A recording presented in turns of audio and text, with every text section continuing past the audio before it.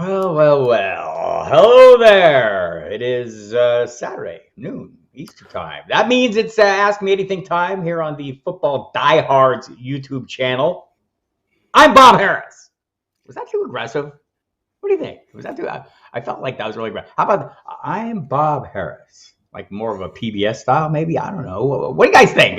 I like the aggressive one. It's great. I'm Bob Harris. Deal with it, people. Hope everyone's having a great day. We'll give everyone a few minutes to jump into the chat before I bring in today's illustrious guest, the one and only Jim Coventry. Hope everyone's doing well. Anything going on in the football world?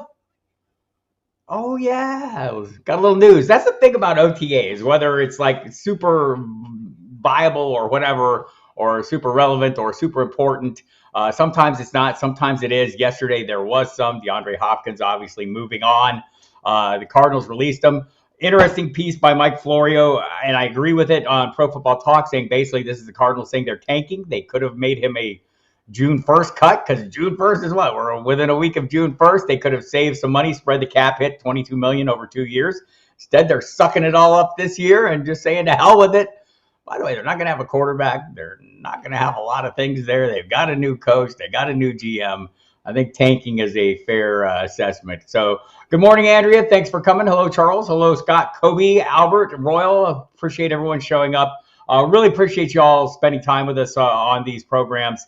There's a lot of content out there, as most of you know, because I see many of you out there in the other sites as well. I consume the content, so I know there's always a decision to make, and how you spend your time. And I appreciate you all coming to spend some time with us now, especially if you watch the replays or check out the shorts here on the Football Diehards YouTube channel. Hit the subscribe thing; it's right there. The notification bell, the like button. YouTube loves that. I'm going to hit the dislike button just so everyone knows that it's okay. You don't like me, it's all right. We don't care. But you're gonna you're not gonna like the guest today. You're gonna love our guest today because I love him. He's a great person. Jim Coventry, you know him from RotoWire. RotoWire's program on SiriusXM Fantasy Sports Radio, the RotoWire site. He's the 2022 FSWA Football Writer of the Year finalist because he's very good at this. He's King's Classic champ like myself. I met him in Canton the first time. Jim, hello, Jim. How are you, Jim? Always excited to be here. It's always football season. It's always Bob Harris season, and I really enjoy hanging out with you. And let's talk some football. I'm Bob Harris. Was that too aggressive, Jim? What do you think? I don't know. I'm just trying to. It was interesting. I think it was a nice little touch. You've got to keep people guessing. You can't be the same guy day in, day out, right? I love it. I think so. Mr. Scamper's in the house. Hello, Mr. Scampers. Thanks again, everyone, for coming. Jim, what year was it? We met in Canton in person the first time at one of the King's Classic. Prior to there being the expo there, we met at a King's Classic. 2018, I believe. So, yeah, we've known each other roughly 5 years. And, yeah, it was different because it was a 12-team league, a much smaller environment. We were all in the same hotel, so we had like quality time to get to know a lot of people. And I know we had a couple of opportunities. We actually got caught up at the airport and spent significant time together, so it was a great chance to get to know you. And so it's been fantastic becoming friends. Scott Kobe thinks I need to like have a pipe and maybe like the smoking robe if I'm going to do, hi, I'm Bob Harris, do the PBS version or the Masterpiece Theater version, as he calls it.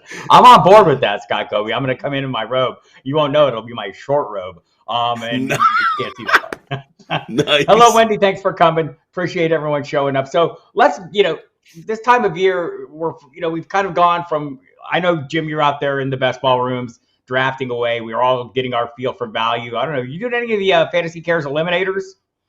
I am. I'm currently in one. I believe we're in the 12th round of that. And it's a little bit wild because we got punters getting drafted, coaches getting drafted. And, the Eliminator is kind of a nice little spin on its own. I don't know that it needs much more help with maybe a different scoring system, but hey, it's for charity. But and the Eliminator concept is fun. And I was out in week 1 last year. Oh my God! So I've done really well in those. I feel like this year I know less about it than I ever have. I mean, every year there's twists. Great work by John Box and the Fantasy Cares people, and I know everyone's out there excitedly clutching their Scott Fishbowl invites in their hands. I'll be drafting live in Vegas, people, Dallas. Here where I live. I don't live in Vegas.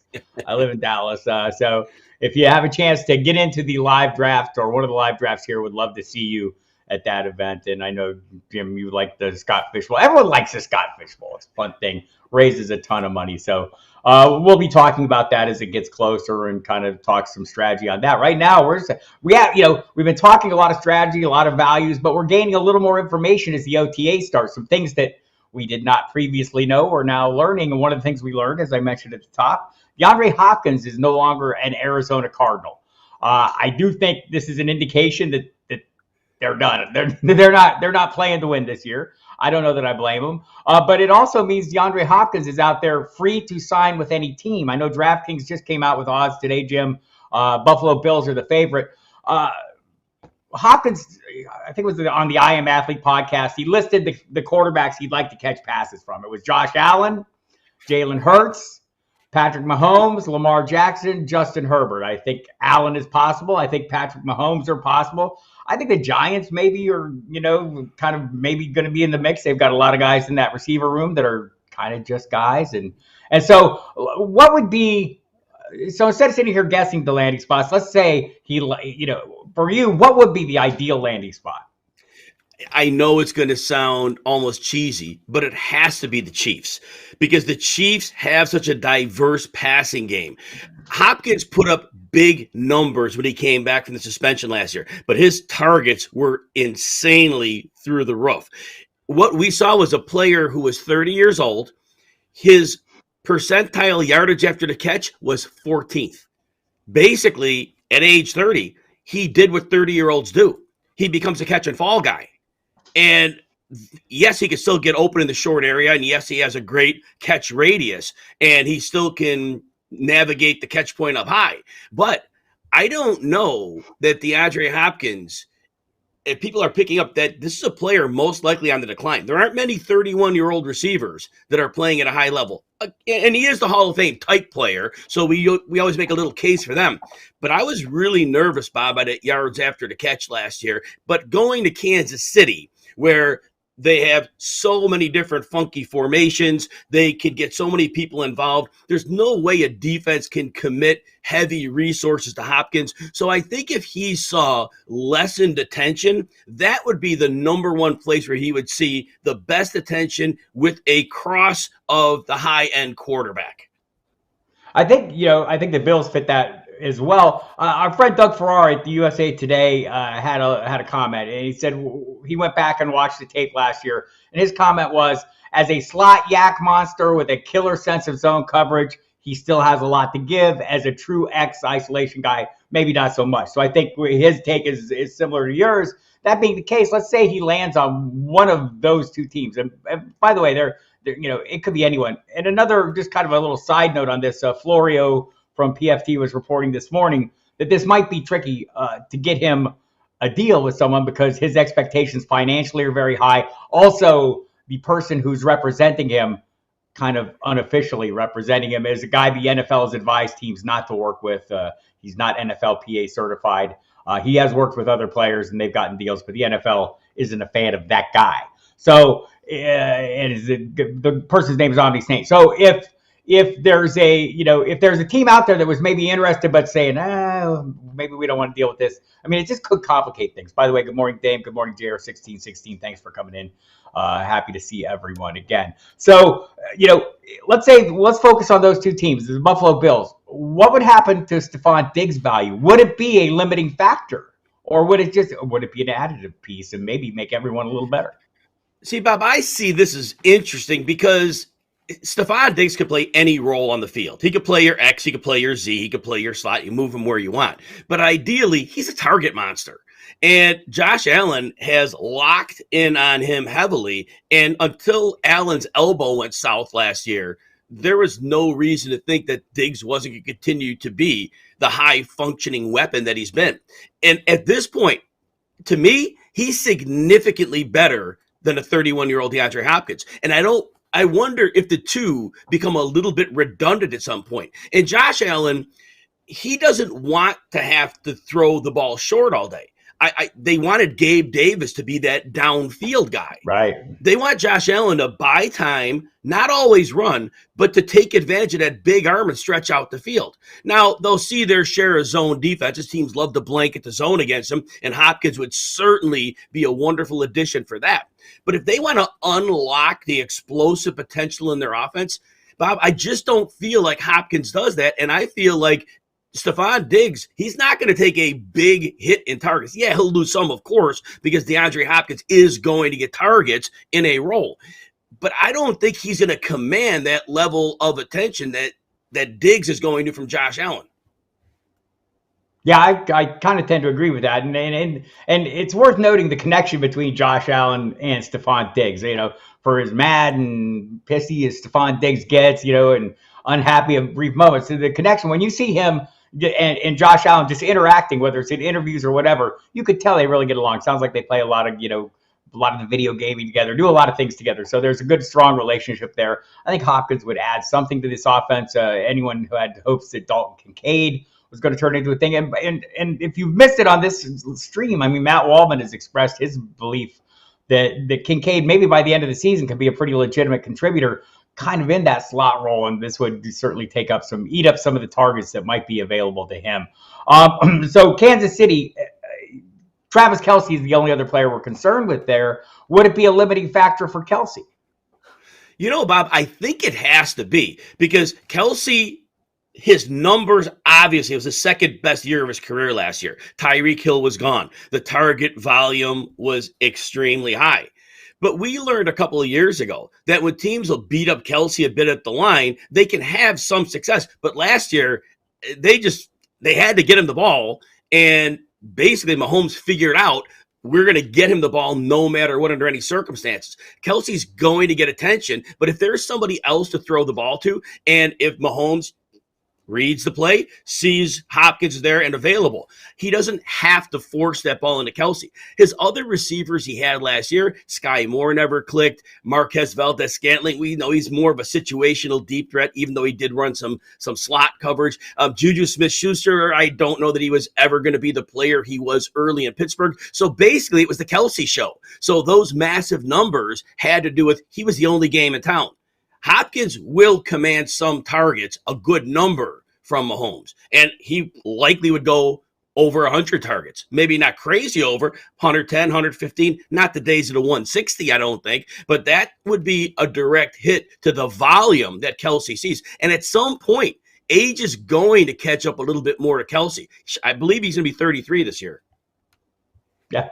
So, and that is true. And I mean, we keep waiting for it. It's just like with Derrick Henry, and I asked every beat writer we talked to from all these teams who are these players, these older but still very productive players, or might be in danger of hitting that that cliff that we all dread.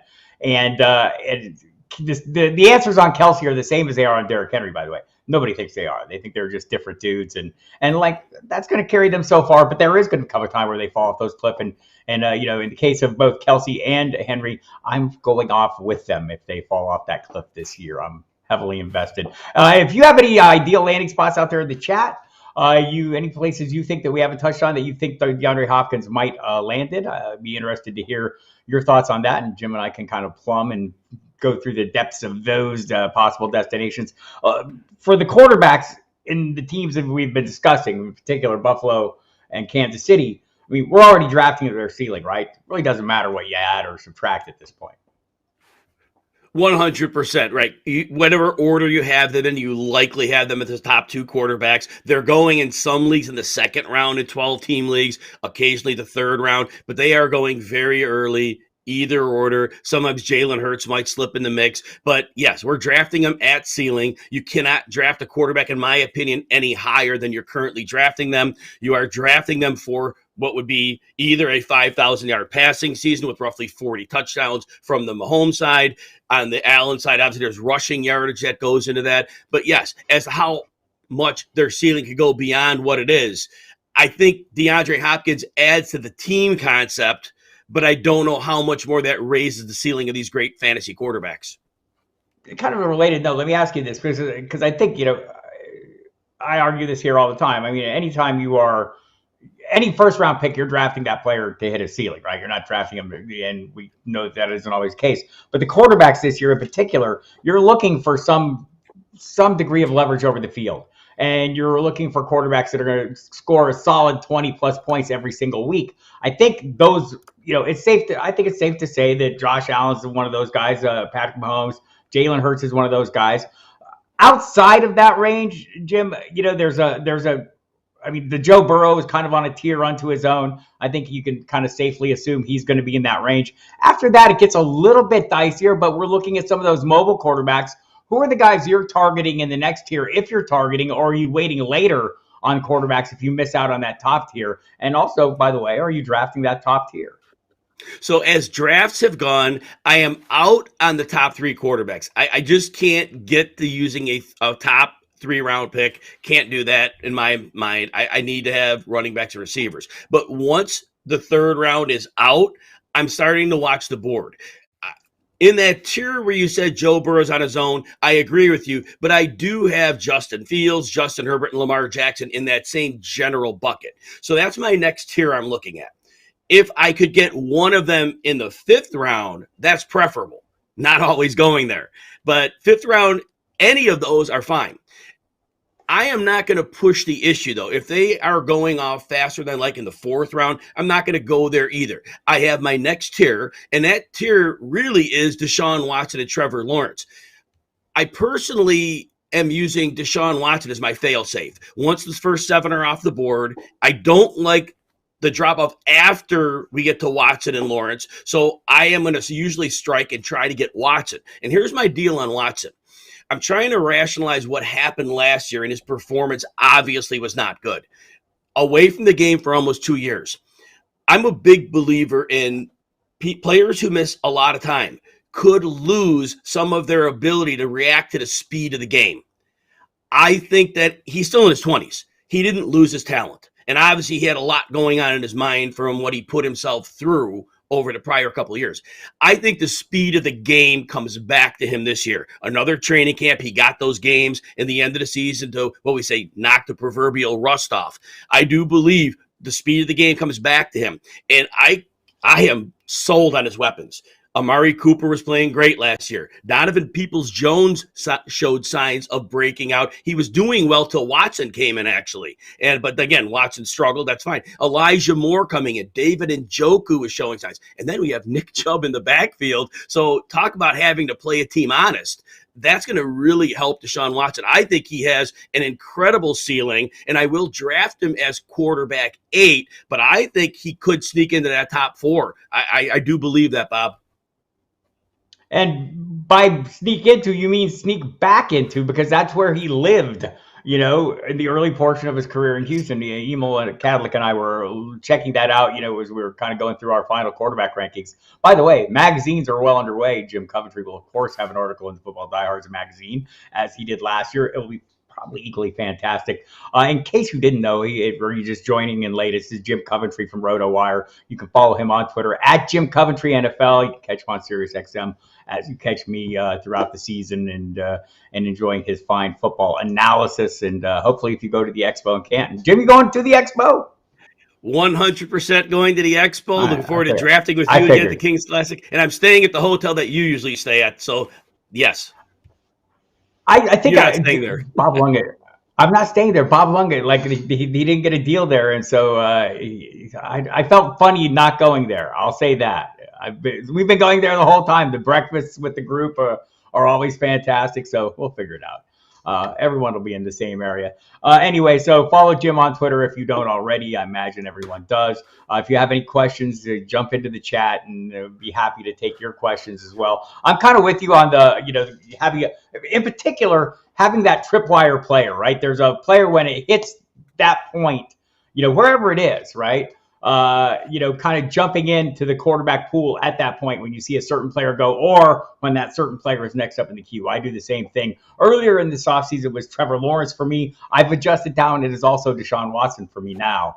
At the moment, I'm kind of getting him, still inside the top 10, but, down a little lower and getting a little more value there. Anyway, good stuff there. So we'll see where DeAndre Hopkins shows up. I do think that, he will change some values for some pieces around him, certainly change the dynamic of ADP as all these moves do. And like the news does, Dave, minute by minute, everyone here is sick of me talking about it, taking advantage of it or learning how to ignore it. But there are some stories out there right now that I think are having some impact. The Raiders in particular, we learned Jimmy Garoppolo had foot surgery.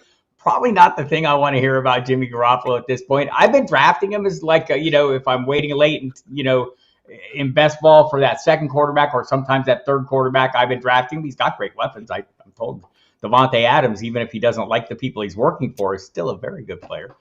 Josh Jacobs, a very good player and not signed as tender. Just in general, where are you at on the Raiders offense? Are you still drafting Devontae Adams where he's been going, which is essentially well inside the top 10, probably top 5 wide receiver? Bob, I love my wide receivers to be divas. Yell, holler, complain. It gets it done, right? We've seen it. And I don't know. Personally, I think many thought Jerry Rice was this quiet, proper dude. I guarantee you that wasn't the locker room. Jerry got what he wanted. If Jerry didn't like something, and I'm not saying that Devontae Adams is Jerry Rice, but I'm saying the alpha superstar receiver. The team knows they need them. They're going to get them the ball. So I have no qualms at all with a wide receiver getting mouthy about a system. He wants to make sure that he's fed. Look, Josh Jacobs is going to run the ball a lot.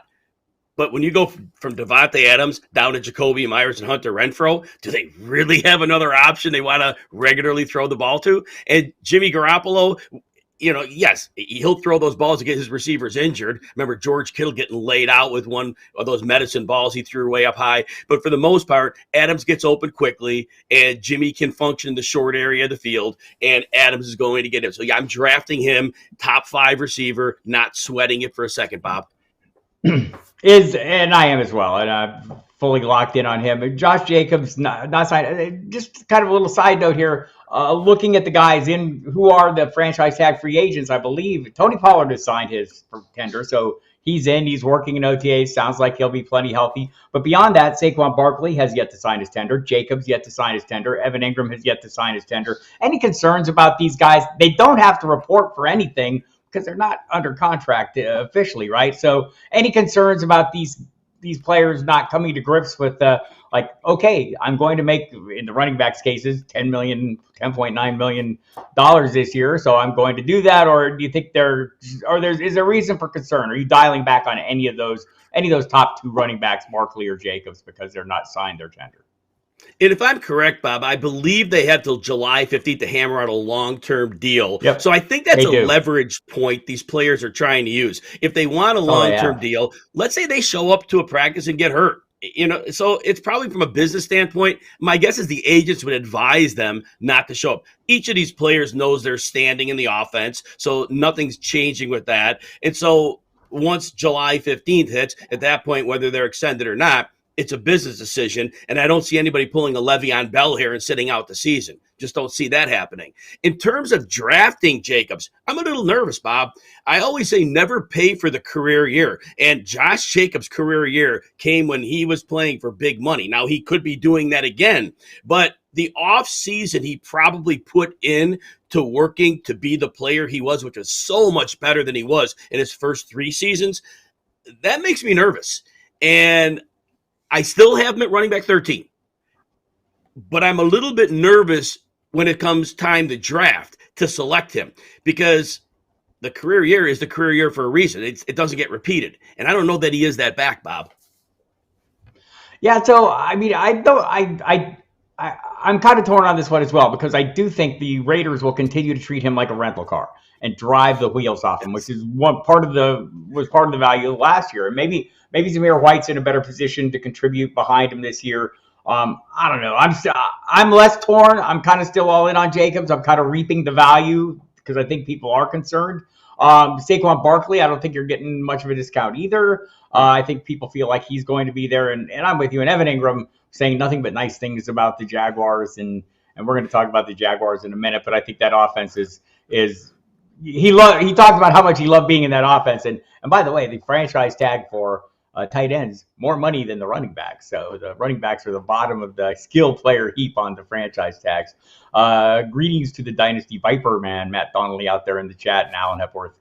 from Fantasy Cares Eliminators, out there doing good work in all the chats, keeping everyone on track. Appreciate his efforts. Mr. Scampers, nuke to the Broncos.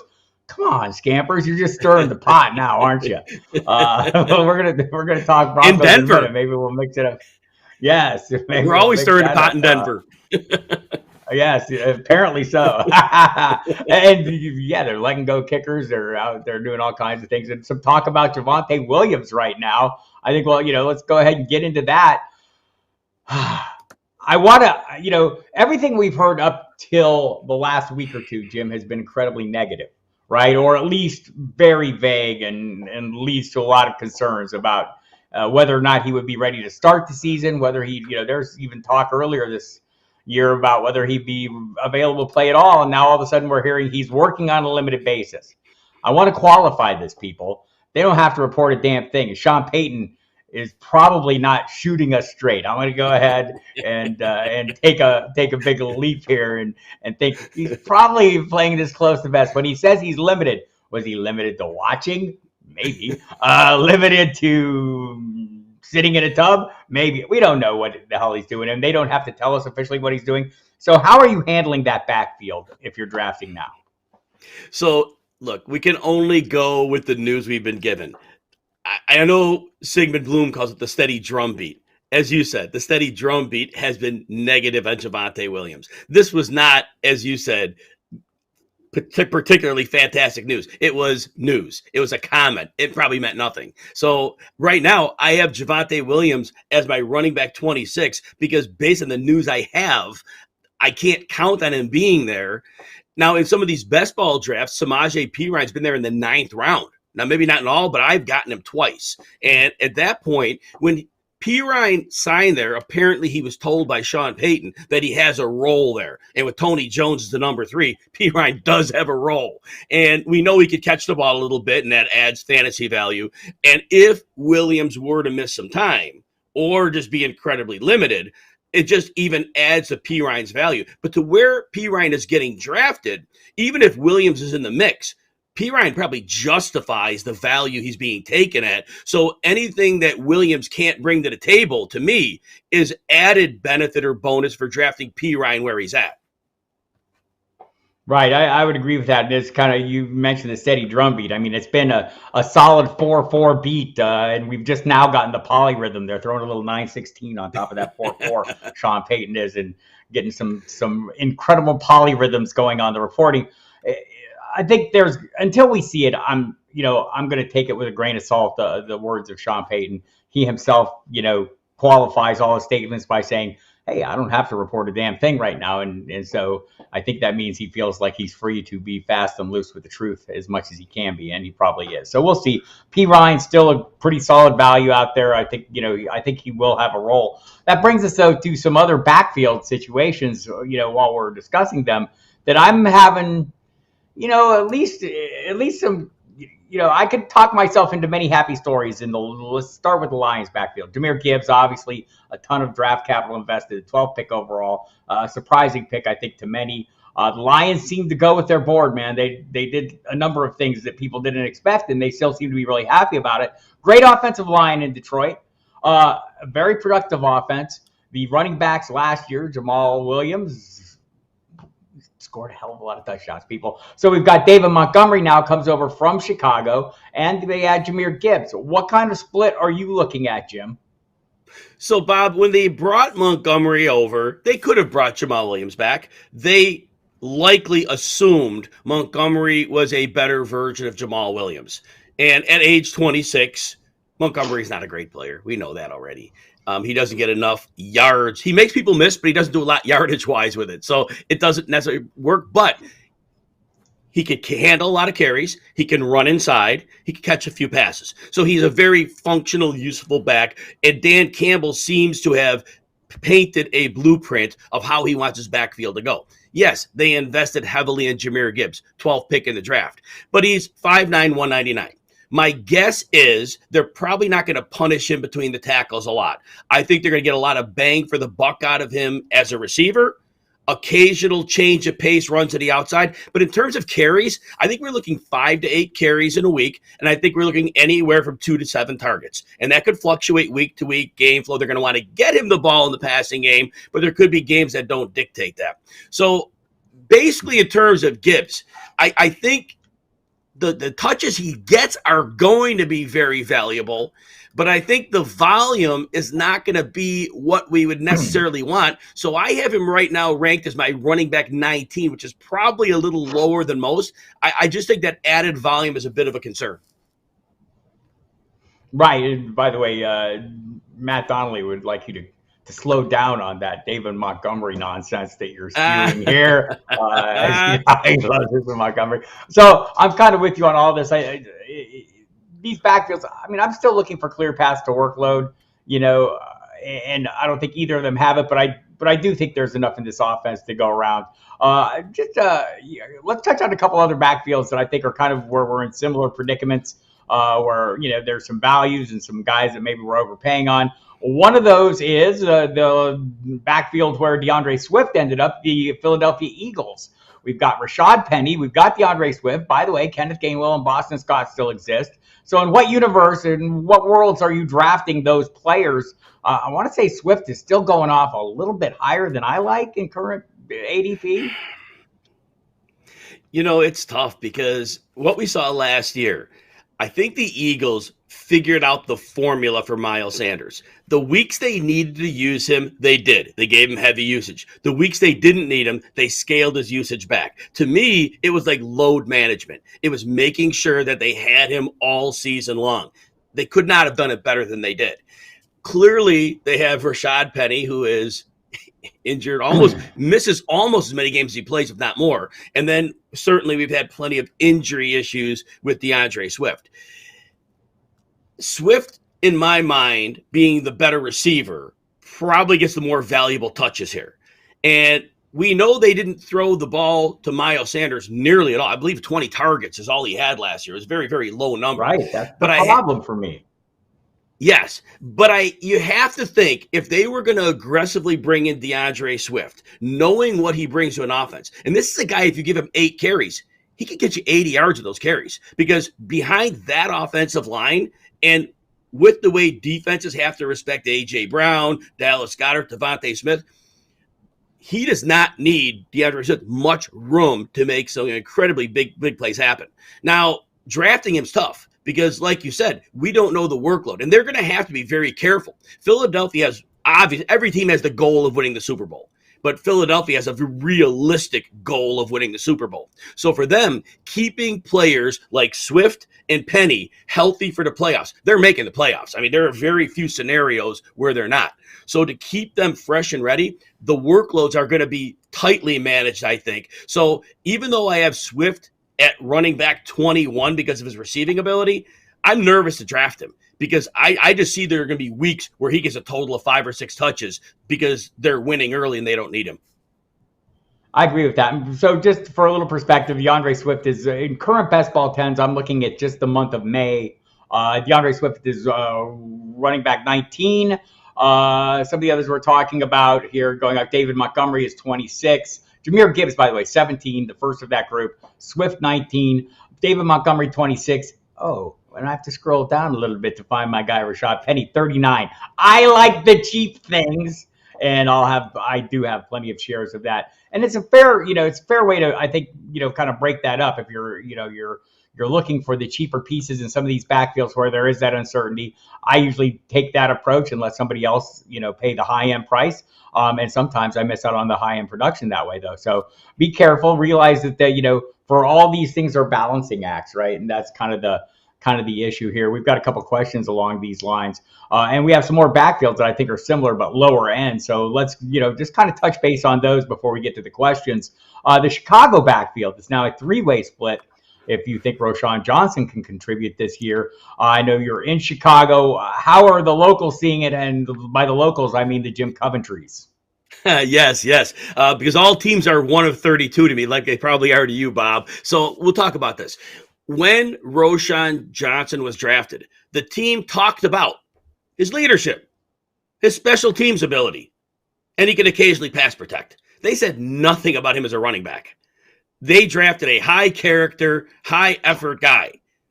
To me, they drafted a puzzle piece based on their comments. They did not say, oh, yeah, he's our running back. He's a player on the Chicago Bears. Deontay Foreman, based on size and speed ratio, much better player. Deontay Foreman's a good running back. Deontay Foreman, now I know his yards after contact wasn't great last year, but Deontay Foreman, since coming back from the Achilles injury, has shown the last couple of years. He had a little stint in Tennessee when Derrick Henry got hurt, and then he had last year time when Christian McCaffrey was traded. And he was a very effective running back. And the Bears, talk about their offensive line all you want. The run blocking was very good. Pass blocking was awful. Couldn't protect Fields to save their lives. They can run block. And they added a first-round draft pick on another tackle. So this is a line that's pointing upwards. I see Foreman as the lead guy. Khalil Herbert could have been that guy last year, but they still gave David Montgomery more carries when both were healthy. The team seems to have sent out a clear message that Herbert is a change of pace guy. I think Herbert's outstanding, and I thought that when Montgomery was gone and they didn't bring anybody in, I thought Herbert would move to that number one role. Bringing in Foreman tells me not so fast. He'll see some change of pace work. He'll see some receiving work. To me, back to Roschon Johnson, I think he's going to see more time on special teams than he's going to see on offense. Foreman is a screaming value in drafts, in my opinion. Yeah, I think ADP suggests a similar, outlook, at least for Roschon Johnson, and you are correct. Foreman is going as running back 45 right now, and far after Khalil Herbert, who's up there at 34. Still a reasonable price, but I'm kind of with you. And Mr. Scampers kind of threw in the comment there that, he's seeing this as well. The secondary backs going ahead in drafts, some by a wide margin, is interesting this season. He notes Philadelphia, Buffalo as well, Detroit. And so,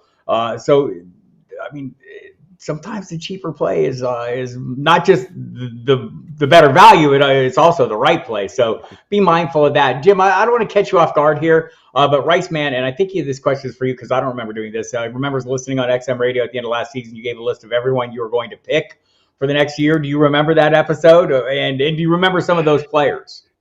I can't see myself putting out a list such as that of who I would take the following year. Certainly I had players I was high on, and I may have, but I don't remember doing something like that. In the playoffs, we talk playoffs, and I'm only on the weekends. So usually our content is very tight because I only have 2 shows a week.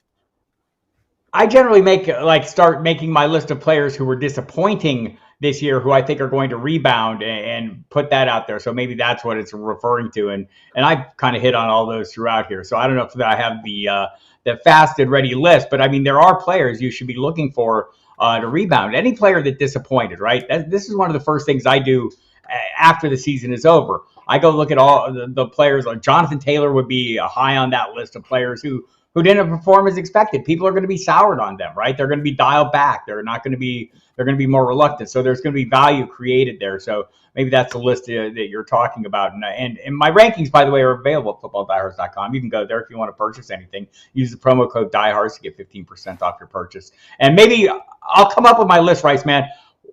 Let's do this. I will come up with a really solid list in advance. I don't remember doing it on air, but I'll come up with a list, and we'll kind of kick through it in one of these live streams here in the coming week. So tune back in. Scott Kobe wants to know, Jim, what are your thoughts on going wide receiver quarterback tandem like Chase Burrow? Do you do that, or do you? So I think there's kind of different ways to look at this. I think there are some, there are some points to where I'm trying to do this. I generally try to do it more organically, where if the quarterback is available later to go with the receiver, maybe that's how I make that decision on a quarterback later if I have a number of guys that are kind of in the same range. But I know a lot of people this year, I'm seeing a lot of the Mahomes-Kelsey, or Kelsey-Mahomes would be the better way to put that. I do see some of the Burrow, whether it's Chase or Higgins. I think Higgins I see more with Burrow because of the investment. Are you trying to do that early in drafts? So typically not. I have my draft board. I try to stay true to my board. And the one thing about my board, I don't use my top 300 list. I do positional lists. I do my quarterback, running back, receiver, and tight end. And I want to see as the draft's going, where the tiers are falling, which players are left. I have to be 3 steps ahead. I want to know what to plan out for the next few rounds and where to go. And forcing my hand to pair up a receiver and a quarterback, it's something I don't necessarily want to be married to. Now, like you said, Bob, organically. Now, if I'm on the board and hey, my quarterback 6 and 7 are right there, they're close, and quarterback 7 actually pairs up with a receiver. Okay, in this case, that's not a stretch because 6, 7, they're interchangeable. I definitely will do that. If we're playing in a large field tournament, I do believe the stacking does have advantages there. But if I'm in a single league, at that point, I think that the stacking could be overrated. But again, large field tournament, I think sometimes that accelerator, that makes it worth bang for the buck. And in that case, I would be willing to be a little more aggressive with stacking. Yeah, I totally agree with that. And something you just said, I'm curious how the people in the chat draft as well. I do the same as you do. I have my list is by position, right? My rankings, I draft by position, and I'm drafting positions when I'm looking at when I go into a draft, I have a vague plan, and like everyone, you should do this, right? I know everyone talks about I'm going in and I'm doing zero RB, hero RB, super fragile, whatever, all these things all these approaches. I think that's all well and good to have an outline strategy, but be ready to make adjustments on the fly as the draft presents itself to you, and go for value at all points. But I draft by position list as well. Is there an argument to be made for just taking the best player available and trying to draft like that, or are you just like locked in on my approach where you're looking and you're saying, okay, here's where the value lies in each position. I want to get the best value at each position and kind of build my draft that way. So, Bob, as you mentioned, having the positional list, it allows you fluidity in drafts. You can go with the flow of the draft because those positional lists are showing you the map that the draft is taking. It's showing you at which rate running backs or receivers are coming off the board. It allows you to be flexible within your draft. So, honestly, it's always important in my mind. Yes, this year I'd like to come out of the first 2 rounds with 2 receivers. But again, I had a recent draft, and that draft board did not dictate that at all. And so I just went right with the flow. But I can't reiterate it enough what you and I do with the positional lists. Study those lists. Know them like the back of your hand, because in drafts, when these picks are going at a minute each or 30 seconds each, depending the league you're in, you have to know where that board is, and you don't have time to stare at it. And I'm going to repeat from earlier. You want to be multiple steps ahead. You want to try to see, are there going to be running backs there in round 7 or round 8? And if you don't think there are, you have to aggressively act on the spot. So it's all about fluidity in drafts, in my opinion, Bob. And this is one of the big reasons why many of us do so many best ball drafts. This is Mr. Scampers. I prefer the super califragile build. I'm with you, Scampers, always. But this is the reason why we do so many best balls, is because it becomes ingrained, and when players are going to go, and you start to have that feel. And like, doesn't mean it's going to happen every single time, but you have a really good feeling and understanding of how other people value various players, and especially ones that you value highly, and when you can get them. ADP is not an instruction set of when you have to draft people. It's the instruction set as to when people are going. It's a roadmap as to when you have to draft the players you really want, how high you have to reach up to get them. So some interesting stuff there. I thought it was interesting. I never really think about it, but I mean, that's exactly how I'm drafting. I have, my by position list, and I'm looking for the best value at the positions. And as I'm doing that and making the adjustments, then I'm thinking a round or 2 ahead is like, okay, if I do this now, I need to do this a couple rounds later. Or, I think that kind of gives me that freedom to adjust on the fly. I think I'm going to call that a super califragile build just because I like the name. Yes. A couple more. Everybody needs to have a plan, and I totally agree with that. I have a strategy going in, but man, I'm ready to deviate from that strategy at the drop of a hat. I'm probably looking for excuses to do it, and it's not hard to find them. I mean, as soon as the first player gets picked that I wanted, I'm like, okay, let's start rethinking this entire thing and adjusting on the fly. And I think there's something to be said for that. Some of the other running back situations that maybe people aren't talking about as much, but I think are equally vexing, and they're down way lower, so there's value there. The Dolphins backfield. What the hell are we doing there? I mean, you're looking at guys that are available close to the double-digit rounds, and in best ball it's possible, or I was at least earlier, maybe able to get both Mostert and Wilson. Well, now Devin A-Chain's in the mix and kind of throws a monkey wrench into all of those builds. So how are you approaching that backfield? It's a good backfield. It's a good offense for running backs. Is there enough for all these guys, or are there guys we need to dial out on? This is probably the toughest backfield in my mind to navigate. Mostert's 31. He had a heavy workload based on his career. Career high, 181 carries. He usually is never close to that. I think he had 125 in a season. So at 30, he did that. Now at 31, do I think he's going to come back and be able to withstand a heavy workload when his whole career proved that he can't do that? And his explosiveness, it wasn't like he was that same explosive player he was in San Francisco, but he was still explosive enough for a 30-year-old. 65th percentile broken tackle rate, did get 77th yards after contact, so he still was very good. It's hard to draft him. Now, I know he's going late, so there's merit in that because he seems to be the guy with the inside edge, but Jeff Wilson is likely somebody that can handle a little more inside work at 213, had a little track record of being able, but he gets hurt a lot as well. A-Chain's interesting because I don't think he gets more than 5 to 8 touches. He's 188 pounds, but the touches he gets, they'd use a lot of motion there. They could get him the ball off motion, screens. They could use him so creatively in that offense. And with Tyreek Hill and Jalen Waddle's speed already on the field, defenses are going to be terrified of that speed. So navigating another player in space like A-Chain is an incredible weapon. But with 3 of them, I just think this work is really going to be divided up in a week-to-week basis situation. It's going to be so tough to call. And don't be surprised if Myles Gaskin is in the mix at some point either, because these guys get nicked up. So I haven't acquired any shares of the Dolphins' backfield. If I were to go with one, it might be Wilson because, again, Mostert's 31 off a career-high workload. And I think if Wilson is able to supplant him, I think he has a better chance of staying healthier, although that's not a great chance. Right. I totally agree with all of that. And I do feel like I at this point, I feel like I have enough of both of them to last me the entire season. Again, we're out there drafting. And if some of you haven't been joining these live streams often, I mean, I'm doing a lot of best balls. I'm probably heading close to 50 now, and I'll even ramp it up further as we get close to season. But you have that opportunity. Mr. Scampers likes the thoughts of looking for reasons to deviate from the strategy. That's why you do so many drafts, so you can experiment and test all these possibilities. But also you get to points where you say, okay, I've got enough of that guy. I could probably move on. And as you gain clarity through the course of the offseason and into the summer, you can make those adjustments as necessary. But just having that feel for a draft and where players are going, like these Miami running backs, the Houston running backs, because one of them used to be a Buffalo running back. I'm a little confounded. Are we overlooking? I see Dameon Pierce still going relatively early, maybe not as high as he would have gone had Singletary not shown up, but still kind of high, relatively speaking. I don't know. I don't have great expectations for this offense.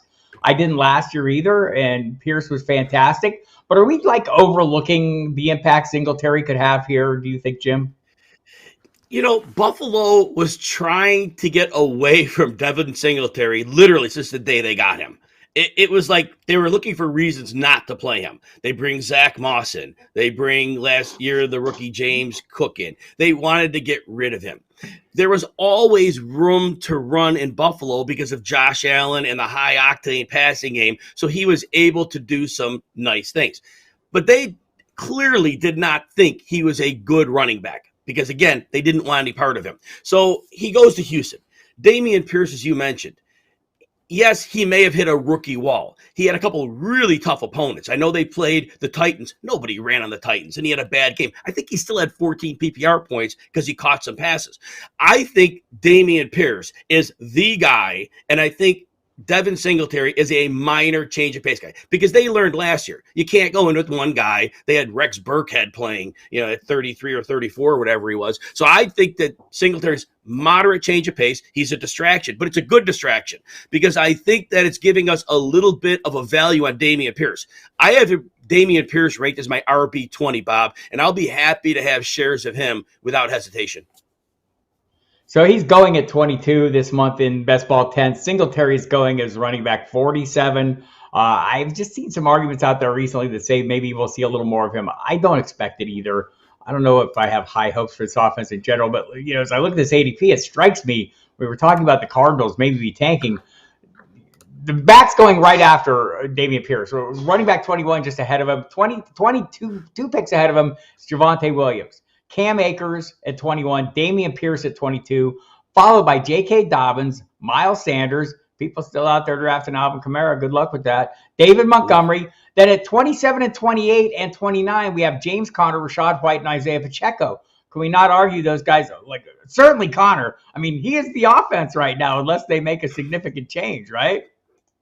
Bob, I don't get the Connor thing. I know he misses like 2 to 4 games a year. It's like clockwork for like 4 years. That's not a lot of games missed. He misses, yes, but he's a running back. He's going to miss time. And when he was on the field last year, beginning of the season, yes, he struggled.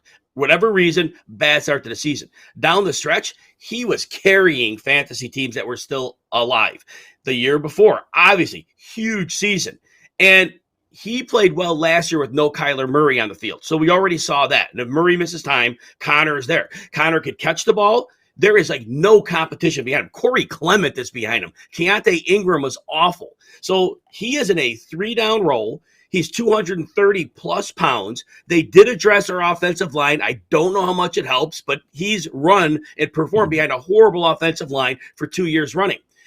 He, to me, is being ignored in draft. I think people think he's way bigger of an injury risk than he is. And maybe I'm a fool, but I will have a lot of shares of James Conner for where he's going, and I won't think twice about that either. You are a fool like me. I already have a lot of shares of him for that reason, right? I mean, just, again, I want a path to workload. His appears to be as clear as anybody. And look, it's not a great offense. Again, look back to Houston last year. Not a great offense, yet Dameon Pierce was still able to get a hell of a lot done because he was the only piece that was working there.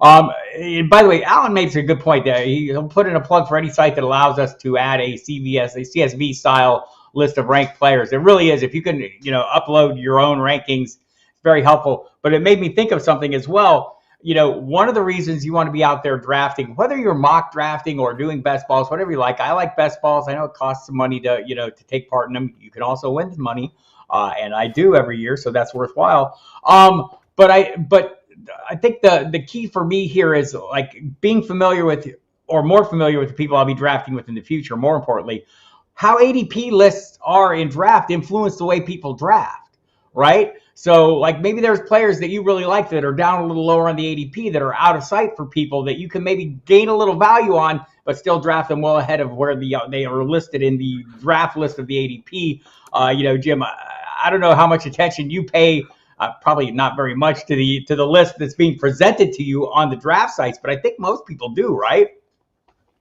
I think so. I think people feel there's comfort and knowledge of just knowing a value or saying, oh, good, this player, I'm picking a player that's top ranked on the board. I think that it's like this human bias we have. We want to know as human beings we're getting value, even though we know and we've done the research, we've studied, but we want that confirmation bias. And so sometimes we get that. But the ADP, and I'm aware of it, I try to be aware of it, and then these drafts that we have. And what I've learned is I can wait an extra round to go for Chris Godwin, who I really like this year, Bob. Right. If you want me to talk later, I will. And again, I can wait a round later on James Conner than I would have taken him had there been no ADP, because I have Conner ridiculously high. I have him as my running back 16. Well, I'm not taking him as running back 16 because there's no reason for me to pop that draft pick. I could wait around. So that's how I'm leveraging ADP, to tell me when I can reasonably wait one extra round pretty safely and get that player I want. I have Will inside my top 22 for the same exact reason. Scott Kobe wants to know about Rachaad White. I do too. Why are people kind of allergic to him? Is this another case where we expect, and maybe like Connor, we're just expecting it to be a lousy offense? And I think, I think we find this. Someone mentioned earlier, Mr. Scampers, the secondary backs, going ahead of the primary backs. Look, I see a lot of wide receiver 3 and 4s in fantasy drafts going ahead of wide receiver 1s on lousy teams. I'm looking at you, Nico Collins, going very late, right? Or, guys that presumably could be, or any of the Giants wide receivers, whichever one you think is going to be the number one. There's a lot of players going, out of order. Rachaad White's a guy I think, like, at this point, I don't see anyone cutting into his workload. Is it just the fear of a lousy offense that's keeping his price down? And that may well be the case. I mean, I know people laugh at him. Chase Edmonds is behind him. And I know in the first half of the season he was hurt. He was horrible. Down the stretch, he had a few he was looking good. His career in Arizona before last year, he was always a good running back. Not great. He can't handle a ton of work. But to me, especially as a pass catcher, and I know Rachaad White is a good pass catcher as well, Edmonds is a bit of a threat. Last year is going to be clearly in people's minds. They're going to think that Edmonds is a joke. I don't think he's a joke. And when we look at Rachaad White last year, and I know the offensive line was bad, so the 3.7 yards per carry, all right, fine, we could write that off. But eighth percentile broken tackle rate, 36th percentile yards after contact. That is disturbing. He had opportunity. Leonard Fournette had ceded some of that role. But that made me nervous.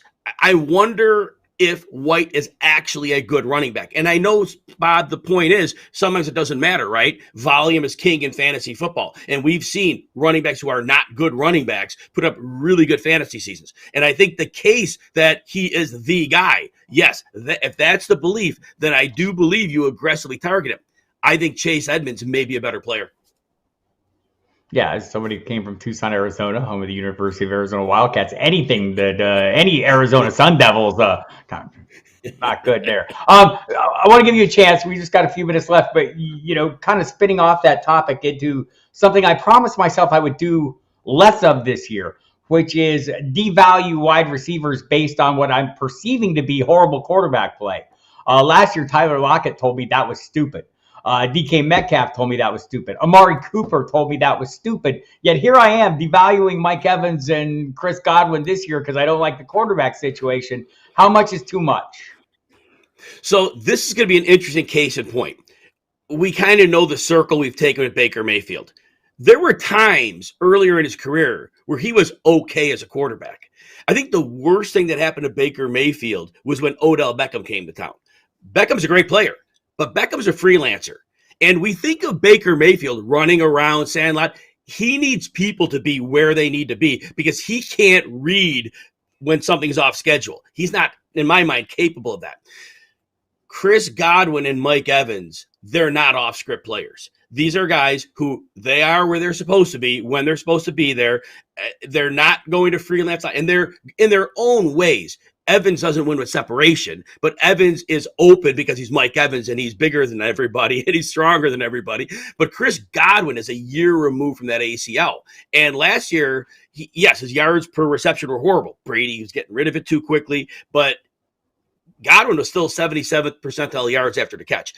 Baker Mayfield may not be a very good quarterback, but he has two outstanding weapons, and I think he's competent enough in a on-schedule offense that these wide receivers are going to be fine with him. To answer your question, it depends on the individual quarterback.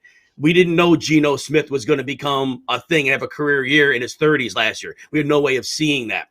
But a lot of times, if we can make a case that he can be competent, the receiving production often gets there for it may not be high end, but it's strong enough to value drafting that receiver where he is going in drafts. Yeah. And by the way, you mentioned being where they're supposed to be when they're supposed to be there. They're just coming off a stint with Tom Brady, where that is the single most important thing for a wide receiver or any receiving asset in that offense. So they've been well schooled in that. We've all been well schooled now by Mr. Jim Coventry from RotoWire. Fantastic information, great stuff. Love hearing it.